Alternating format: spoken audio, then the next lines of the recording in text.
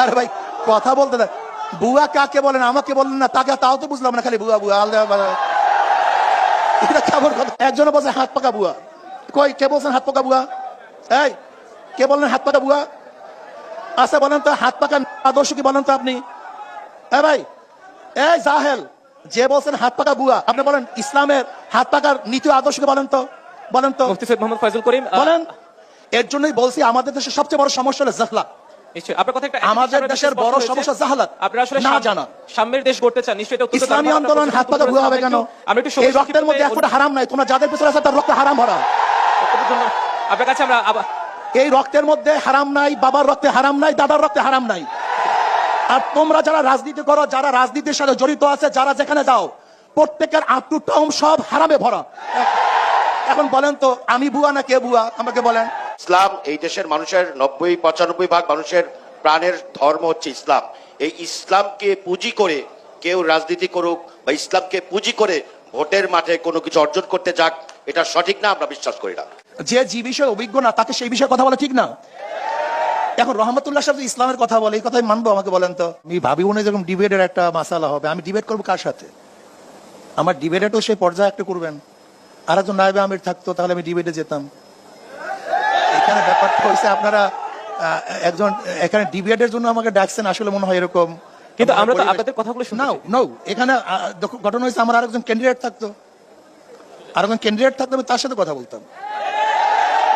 সরার ভাই থাকতো, তার সাথে কথা। সর্বজন শ্রদ্ধেয় ব্যক্তি হিসেবে সবাই তো আপনার কথা শুনতে চায়। নো, আপনি এখানে ডিবেটে আমাকে ডাকবেন, কার সাথে ডিবেটে ডাকবেন? আমি কার সাথে ডিবেট ডাকবো?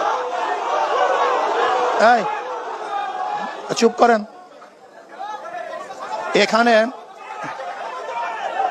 এখানে মূল বক্তব্য হলো এই, এখানে আমাদের যদিও প্রশ্নটা আমাকে করে নাই, জানি না আমাদের রহমতুল্লাহ সাহেব প্রশ্নটা কাকে করছে, আমি জানি না। যে যদি ক্ষমতায় যান আর যদি অভিজ্ঞতা না থাকে, আমি জনাব রহমতুল্লাহ, আসলে ডিবেট আমার ঠিক না। আসলে আমি আজকে ডিবেট দিকে যাইতেছি, এটা কিন্তু আসলে ঠিক না। আমি জানি না এই পরিবেশ কিরকম হবে। আমাদের বেগম খালেদা জিয়ার কি অভিজ্ঞতা ছিল আমাকে বলেন তো?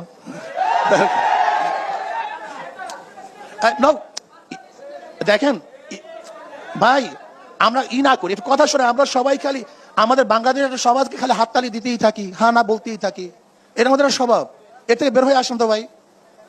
যদি আমার ভুল হয়, আমার দলের লোক আমাকে ভুল বলেন, যেটা ভুল বলছেন, এই মেজাজ করেন। যদি আমিও ভুল করি, আমার মেজাজ, আমার দলের লোক বলেন হুজুরা ভুল, এই মেজাজ করেন।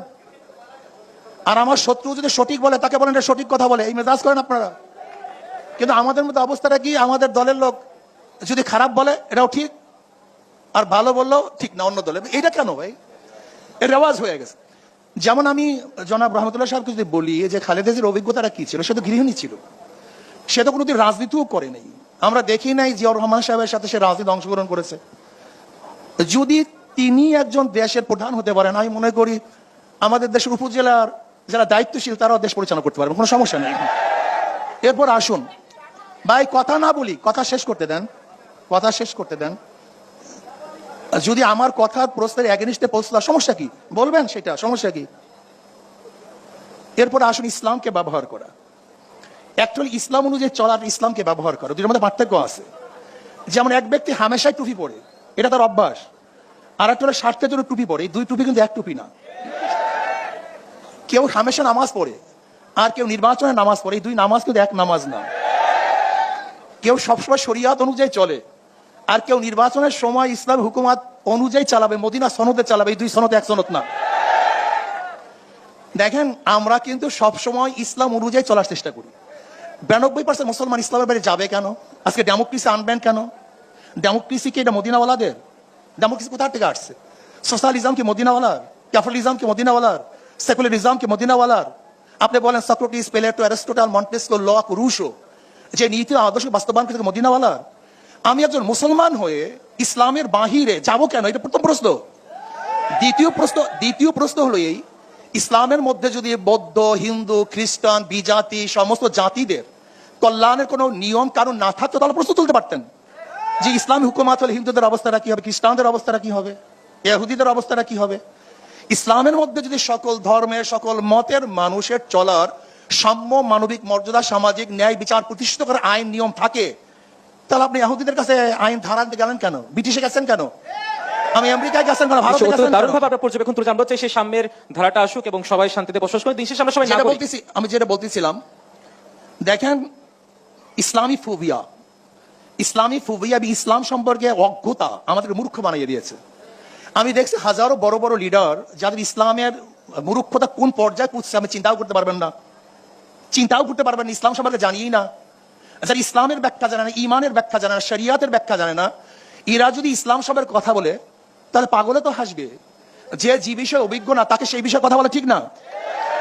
এখন রহমতুল্লাহ সাহেব ইসলামের কথা বলে, এই কথাই মানবো? আমাকে বলেন তো, এটা মানা আমার উচিত? Let me finish. আবার রহমতুল্লাহ সাহেব যেই বিষয় অভিজ্ঞ, রহমতুল্লাহ সাহেব, একটু আমরা কথা শুনি। ভাই কথা শোনেন, আরে ভাই কথা বলতে দেন। বুয়া কাকে বলেন আমাকে বললেন না, তাকে তাও তো বুঝলাম না, খালি বুয়া আলাদা, এটা কেমন কথা বলে? বুয়া আমি নাকি সেটাও তো বলবেন। প্লিজ বলুন। হ্যাঁ, আচ্ছা শোনেন, একজনে বলছে হাত পাকা বুয়া। কই কে বলছেন হাত পাকা বুয়া? এই কে বললেন হাত পাকা বুয়া? আচ্ছা বলেন তো হাত পাকা আদর্শ কি বলেন তো আপনি? ভাই এই জাহেল, যে বলছেন হাত পাকা বুয়া, আপনি বলেন ইসলামের হাত পাকার নীতি আদর্শ কি বলেন তো? মুফতি সৈয়দ মোহাম্মদ ফয়জুল করিম বলেন। এর জন্যই বলছি আমাদের দেশের সবচেয়ে বড় সমস্যা হলো জাহলাত। নিশ্চয়ই আপনার কথা একটা আমাদের দেশের বড় সমস্যা জাহলাত, আপনারা আসলে না জানা। সাম্যের দেশ গড়তে চান, নিশ্চয়ই এটা অত্যন্ত ইসলামী দারুণ আন্দোলন হাত পাকা বুয়া হবে কেন? আমরা একটু এই রক্তের মধ্যে একটা হারাম নাই, তোমরা যাদের পিছনে আছে তার রক্ত হারাম ভরা। আপনার কাছে আমরা এই রক্তের মধ্যে হারাম নাই, বাবার রক্তে হারাম নাই, দাদার রক্তে হারাম নাই। আর তোমরা যারা রাজনীতি করো, যারা রাজনীতির সাথে জড়িত আছে, যারা যেখানে যাও, প্রত্যেকের আপ টু টাউন সব হারামে ভরা। এখন বলেন তো আমি বুয়া না কে বুয়া? আমাকে বলেন। এই কথা বলেন না, দারুণ ভাবে আপনি আপনার পর্যবেক্ষণ তুলে ধরেছেন। আমার কথা শেষ করতে দেন, আমার কথা শেষ করতে দেন। শোনেন, আমাদের মধ্যে পরিবেশ থাকা চাই, এক পরিবেশ থাকা চাই, সুন্দর পরিবেশ থাকা চাই। যাদের উত্থান গুন্ডামি, যাদের পরিচয় গুন্ডামি, যাদের পরিচয় মাস্তানি, যেই লিডারদের উত্থান পরিচয় একমাত্র গুন্ডামি মাস্তানি, এখন যদি আমরা তাদের দল করে ভুয়া না হই, আর যাদের কলঙ্ক বলতে কিছু নাই তারা সব ভুয়া হয়ে যাবে। যাই কথা এটা না, আমাদের কথা হলো প্রত্যেকের আদর্শ থাকবে, নীতি থাকবে। নিশ্চয়ই আমরা দেশটাকে গড়তে চাই, নিশ্চয়ই আমরা দেশটাকে গড়তে চাই।